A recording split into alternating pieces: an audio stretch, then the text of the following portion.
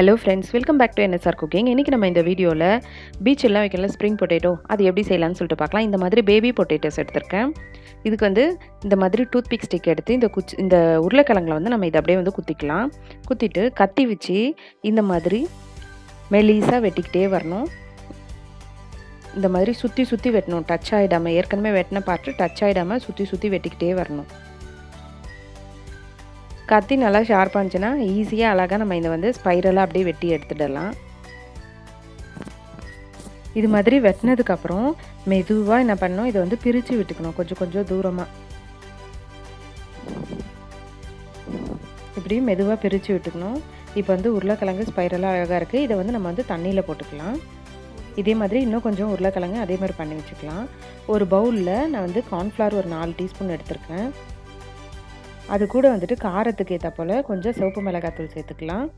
Chat masala கொஞ்சம் சேர்த்துக்கிறேன். உப்பு கொஞ்சமாக சேர்த்துக்கலாம், ஏன்னா சாட் மசாலாவில் ஏற்கனவே உப்பு இருக்கும். இப்போ இதை வந்து நல்லா மிக்ஸ் பண்ணிக்கிட்டு தண்ணி சேர்த்துக்கலாம். கட்டி எதுவும் இல்லாமல் நல்லா கரைச்சிக்கணும். இப்போது நம்ம ரெடி பண்ணி வச்சுருந்த இந்த உருளைக்கிழங்கை எடுத்து இந்த மாவில் நம்ம டிப் பண்ணி எடுத்துக்கலாம். இதை வந்துட்டு இப்போ எண்ணெய் சூடாக இருக்குது, இதில் வந்துட்டு நம்ம இதை ஃப்ரை பண்ண போகிறோம்.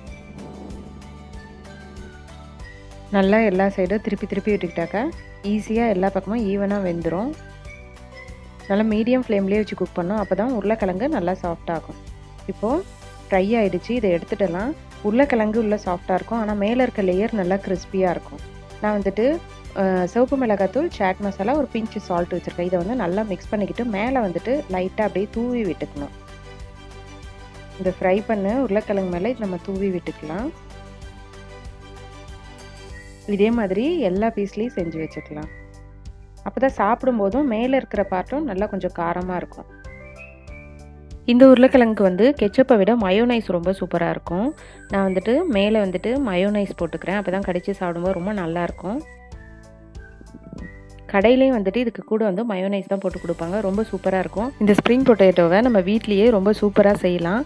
நீங்களும் ட்ரை பண்ணி பாருங்கள். எப்படி இருந்துச்சுன்னு சொல்லிட்டு கீழே கமெண்ட்ஸில் போடுங்க. மறக்காமல் நம்மளோட சேனலை சப்ஸ்கிரைப் பண்ணுங்கள்.